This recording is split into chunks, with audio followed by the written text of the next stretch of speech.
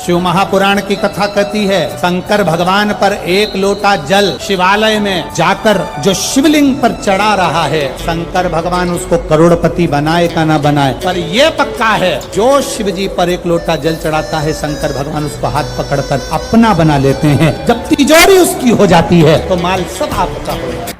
मंगलवार को अगर शिव जी के मंदिर में, शंकर के मंदिर में जाकर एक लोटा पानी चढ़ाया जाता है तो हमारे कार्य में उन्नति होती है। 9 ग्रह में से एक ग्रह है मंगल, जिसकी उत्पत्ति, जिसका जन्म शंकर भगवान के ही शरीर के पसीने से हुआ। और इस मंगल को ठंडा करने वाला कोई दूसरा नहीं है। धधकते हुए इस लाल ग्रह को, धधकते हुए इस मंगल ग्रह को अगर कोई समाप्त करा है तो इनकी धर्म पत्नी मेघा ने, ज्वालिनी ने करा है। मंगल ग्रह की पत्नी का नाम क्या है? मेघा। किसी किसी पुराण में ज्वालिनी भी लिखा है। अपन मेघा भी समझ लो, ज्वालिनी भी समझ लो। बहुत क्रोध, बहुत क्रोध मंगल, क्योंकि इसके जन्म का जो समय है ना वो बड़ा विचित्र है। मंगल के जन्म का जो समय है वो बड़ा विचित्र। ये ग्रह मंडल में रहेगा, देवताओं के रूप में पूजा जाएगा, पर मेरे क्रोध के कारण उत्पन्न हुआ है, इसलिए इसका ग्रह थोड़ा सा क्रूर होगा। एक बात बहुत ध्यान से सुनिएगा, विवाह, शादी, संतान प्राप्ति, विवाह के बाद में विवाद या किसी नए कार्य के लिए आगे बढ़ रहे हैं और उसमें अड़चन आ रही है, तो एक बार किसी ज्योतिष आचार्य के पास जाकर पूछना, वो बता देगा या तो मंगल या शनि कुछ ना कुछ, कोई ना कोई क्रूर ग्रह तकलीफ दे रहा होगा। ज्योतिष आचार्य के पास जाएंगे, वो कहेगा। जितने भी ग्रह हैं, चाहे राहु हो, केतु हो, मंगल हो, शनि हो, बुध हो, भौम हो, सूर्य हो, ये सारे जो ग्रह हैं ये शंकर भगवान के शिवलिंग के पास में विराजमान है। शिवलिंग के पास में विराजमान। कभी मौका मिल जाए, विवाह शादी में देरी हो रही हो, या कोई नया कार्य चालू कर रहे हो उसमें देरी हो रही हो, या कोई सर्विस के लिए, नौकरी के लिए जा रहे हो और वो कार्य नहीं हो रहा हो, तो एक धतूरा, केवल एक धतूरा, उस धतूरे को फोड़कर उसके अंदर का फल निकालकर उस फल को शिवलिंग पर चढ़ाकर एक लोटा जल शंकर भगवान को समर्पित कर कर। दिन होना चाहिए मंगलवार। कौन सा दिन होना चाहिए? जम के बोलो जरा, मंगलवार का समर्पित करो। उसके बाद में आप विवाह के लिए अगर समर्पित करे हैं तो विवाह में देरी नहीं होगी। व्यवसाय और व्यापार के लिए या नौकरी के लिए समर्पित करे हैं तो उसमें देरी नहीं होगी। आप अगर दिल से कर रहे हैं कोई उपाय, आप भगवान शंकर की आराधना अगर दिल से कर रहे हैं, भगवान शिव की आराधना आप हृदय से कर रहे हैं, तो ये निश्चित है कि शिव दिल से सुनेगा जरूर। तेरा ही दिया मैंने खाया पिया है, तेरा शुक्रिया।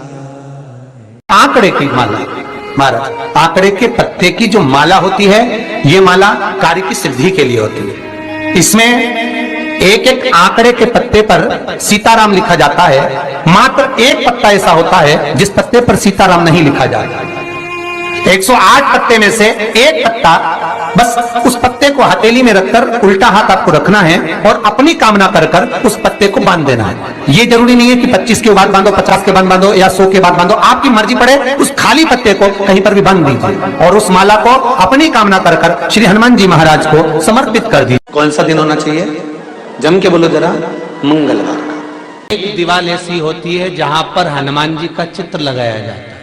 चाहे तुम पर्वत उठाने वाला चित्र लगाओ हनुमान जी का, चाहे बैठे हुए लगाओ, चाहे रामायण पढ़ने वाला लगाओ, चाहे लंका दहन करने वाला लगाओ, चाहे राम नाम जपने वाला लगाओ, चाहे लक्ष्मण को संजीवनी देने वाला लगाओ, चाहे मौन मुद्रा में लगा दो, चाहे स्तुति में लगा दो, चाहे भजन में लगा दो, हनुमान जी का कोई भी चित्र लगता है तो ना पूरब में लगेगा, ना पश्चिम में लगेगा, ना दक्षिण में लगेगा। हनुमान जी का अगर चित्र लगता है तो उत्तर की दीवार में दक्षिण को देखते हुए लगता है, केवल एक ही स्थान से। पूर्वजों के चित्र को, पितरों के चित्र को, गए हुए हमारे जीवों के चित्र को दक्षिण में विराजमान किया जाता है, उसी तरह हनुमान को उत्तर में विराजमान कर कर दृष्टि दक्षिण में कर दी जाती है। घर में हनुमान जी के जितने फोटो होते हैं उसको केवल दक्षिण दिशा में लगा, उत्तर दिशा में लगा बिठा देते हैं, और दक्षिण की ओर उनकी दृष्टि होना चाहिए, दक्षिण की ओर उनका मुख होना चाहिए।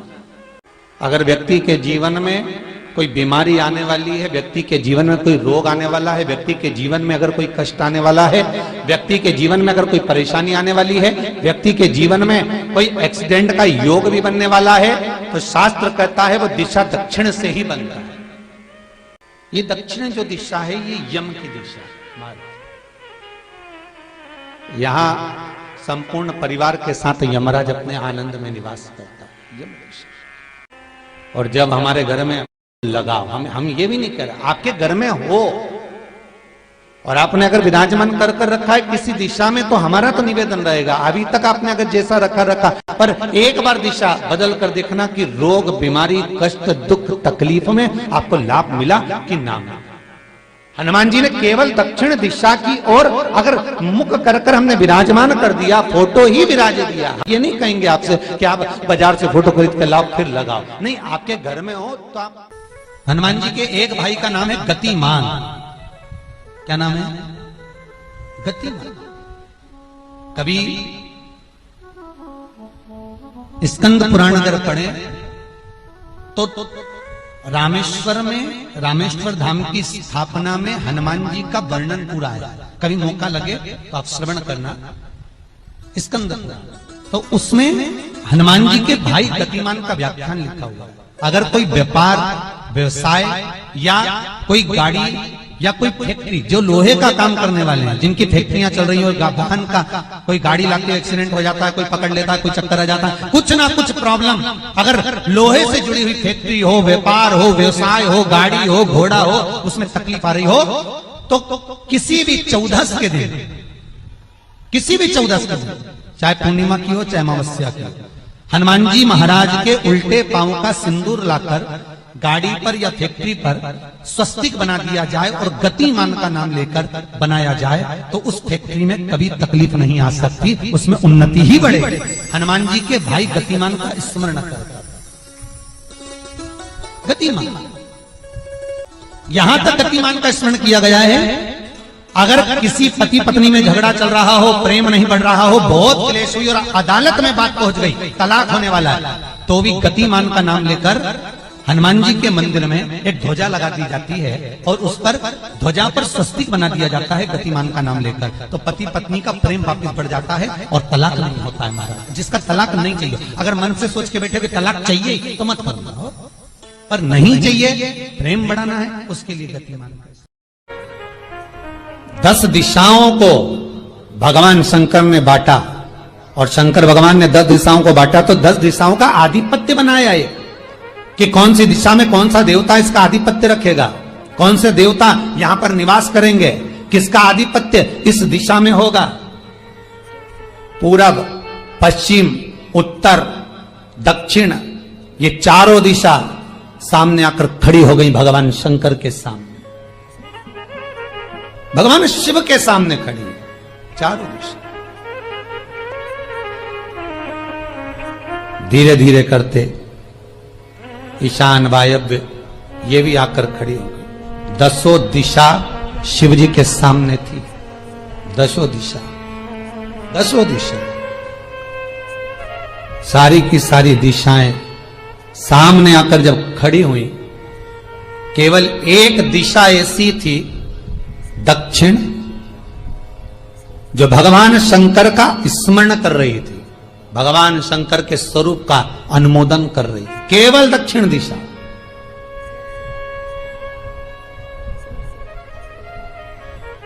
कई लोगों के मन में एक प्रश्न है, जीवन से होगा शायद, और जितने लोग टीवी पर सुन रहे हैं, मोबाइल पर सुन रहे हैं कथा को, यूट्यूब फेसबुक पर, आपके भी मन में यह प्रश्न आया होगा, कभी जिंदगी में तो आया होगा कि शंकर जी की जलाधारी उत्तर में क्यों होती है।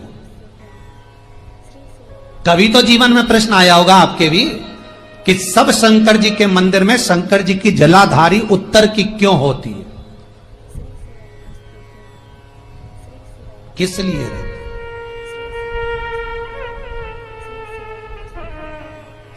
महाराज, केवल एक दिशा ऐसी है दक्षिण, जो दिशा भगवान शंकर का गुणगान कर रही है, भगवान शंकर का स्मरण कर रही है। सारी दिशाएं आपस में चर्चा कर रही थी, दक्षिण दिशा शिव की आराधना कर रही थी, शंकर की।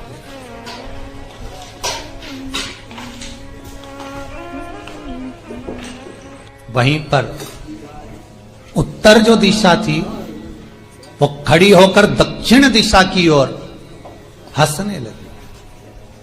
सारी दिशाएं होता है जब 10 फ्रेंड 10 सहेलियां, सरल भाषा में समझिए इसको, 10 फ्रेंड 10 सहेलियां एक जगह पर इकट्ठी हुई और एक सहेली अकेली बैठकर माला जपे, नाम जपे, या हैंडसेट मोबाइल चलाए, या फोन पर लगी रहे, या बात करे, तो जितनी जो सहेलियां होंगी ना, ठिठोली तो करेंगी ना। दक्षिण दिशा को देखकर उत्तर दिशा ठिठोलियां करने लगी, हंसने लगी। भगवान शिव की आराधना में दक्षिण लगी हुई थी। पूरब और पश्चिम ये 2 दिशा ऐसी थी जिनको बहुत अभिमान था, बहुत अभिमान। तो इन्होंने तो पहले ही सोच लिया था कि सर्वदेव हमारे अधीन, पूरब और पश्चिम के अधीन सर्वदेव। तो जब सर्वदेव मेरे अधीन है, हमारे अधीन है, तो हम क्यों जपें, हम क्यों स्मरण करें। पूरब और पश्चिम बैठे रहे। एक सिंपल भाव में बैठे भी रहो ना, मत हंसो, मत ठिठोली करो तो भी चल जाए, पर उत्तर ठिठोली करो। और उत्तर दिशा ने जैसे ही ठिठोली करी, शब्दों के बाण कहना दक्षिण को चालू करे। इतने में भगवान शंकर जो मध्य थे, सामने जिस शिव की आराधना दक्षिण दिशा कर रही थी, जिसके स्वामी है यमराज,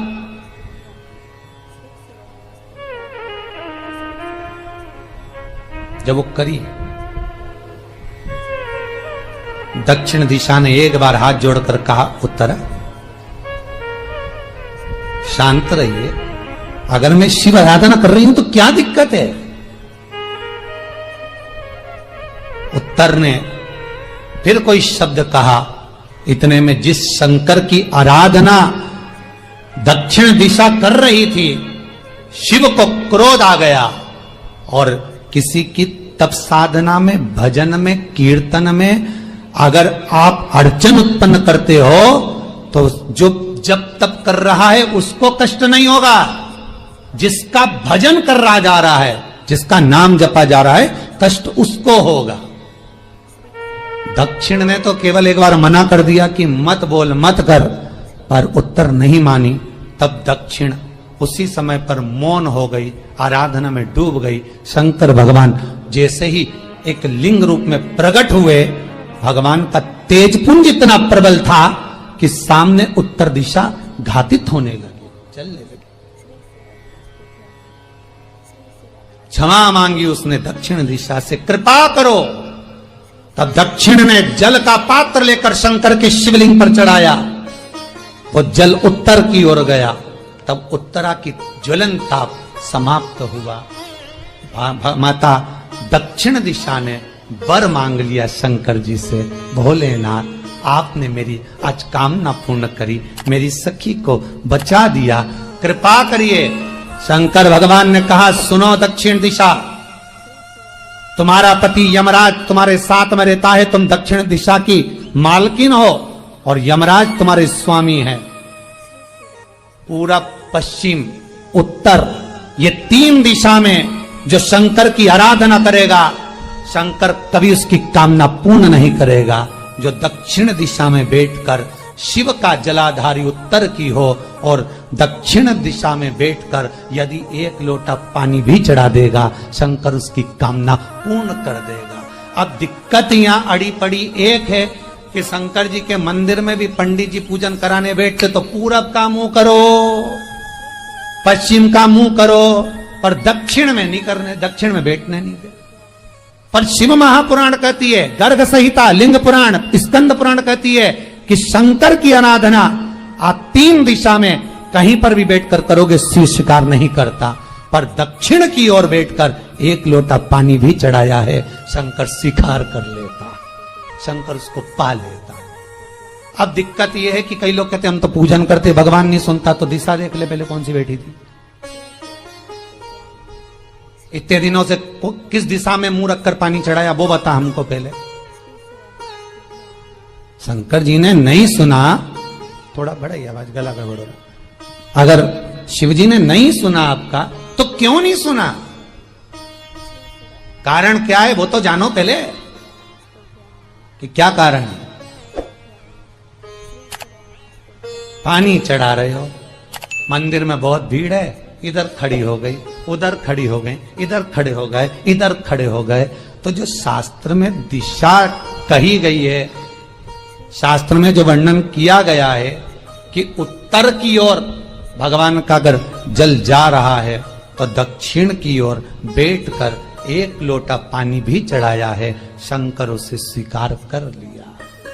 शंकर हनुमान जी की परिक्रमा, भैरव की परिक्रमा, शंकर भगवान की परिक्रमा, शिव जी के जितने रुद्र अवतार हैं, शंकर भगवान के जितने अंश अवतार हैं, इन सब की परिक्रमा का भाव 3 परिक्रमा का। कितनी परिक्रमा? 3। काल भैरव, भैरव की परिक्रमा कितनी होती है? जम के बोलो, 3। हनुमान जी की परिक्रमा कितनी होती है? 3। शंकर के जितने अवतार, मेरे भोलेनाथ के जितने रुद्र अवतार हैं, मेरे शिव के जितने अवतार हैं, मेरे शंकर के जितने अंश अवतार हैं, उनकी सबकी परिक्रमा 3 है। सबकी परिक्रमा 3। शिव परिक्रमा का भी भाव है, 3 परिक्रमा शंकर की भी है, पर पूरी नहीं। कैसी? आधी। आधी भी कैसी? प्रत्येक शंकर की परिक्रमा का स्मरण होना चाहिए आपको। ये समझे जरा, बहुत अच्छी तरह से आज कथा निकली है तो उसको समझ ले।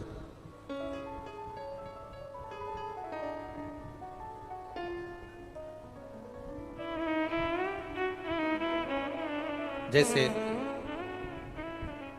मंदिर के बीच में गर्भगृह में ये शिवलिंग रखा है, हम जब परिक्रमा चालू करते हैं तो यहां से यूं गए और यहीं से हम वापस आ गए, वापस हम यहीं से आ गए। शंकर की परिक्रमा पूर्ण कब मानी गई? आधी परिक्रमा को पूर्ण कब कहा गया? शिव की परिक्रमा को हम पूर्ण कैसे मान सकते हैं?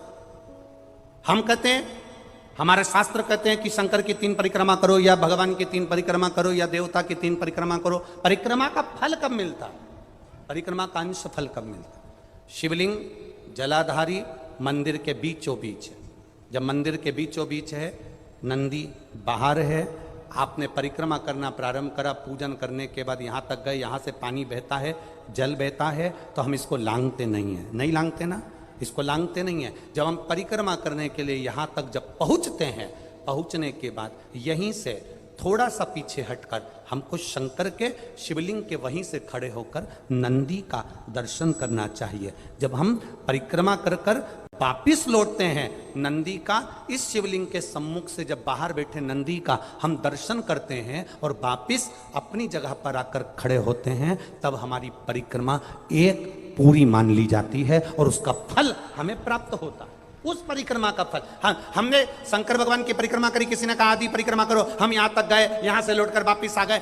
उस परिक्रमा करते समय हमने नंदी का दर्शन एक बार भी नहीं करा। अगर नंदी का दर्शन नहीं करा तो उस परिक्रमा का कोई फल हमें प्राप्त नहीं हो सकता। उस परिक्रमा का कोई फल हमें प्राप्त नहीं हो सकता। अब 3 परिक्रमा हमारा वर्णन किया, तो 3 परिक्रमा क्या करोगे? यहां वापिस आओगे, यहां वापिस जाओगे क्या? बोलो जम के, वापिस जाओगे क्या? नहीं। 3 परिक्रमा शंकर भगवान की जो वर्णन करी गई, यहां से चले, यहां पहुंचे, पहुंचने के बाद आपने यहां शिव जी का शिवलिंग के वहीं से नंदी का दर्शन करा, फिर वापिस पलटे, फिर नंदी का दर्शन करा, फिर पलटे, फिर नंदी का दर्शन करा। यहाँ खड़े होकर आप जब 3 बार नंदी का दर्शन कर लेते हो, एक ही परिक्रमा में 3 बार नंदी का दर्शन कर लेते हो, तो 3 परिक्रमा का फल प्राप्त हो जाता है और हमारा वो कार्य सफल हो जाता है। 3 परिक्रमा का। जब राघव जी चश्मा लगाते थे और इतना मोटा लगाते थे, और शिव महापुराण का एक उपाय हमारे को पढ़ने में आया कि शहद शंकर भगवान पर चढ़ाकर उसको नैनों में लगाना प्रारंभ करो, चश्मा उतर जाता है। तो राघव जी का जब चश्मा उतर सकता है तो बेलपत्री पर शहद लगाकर शिव को चिपकाने से राघव जी पास भी हो सकते हैं, ये निश्चितता है।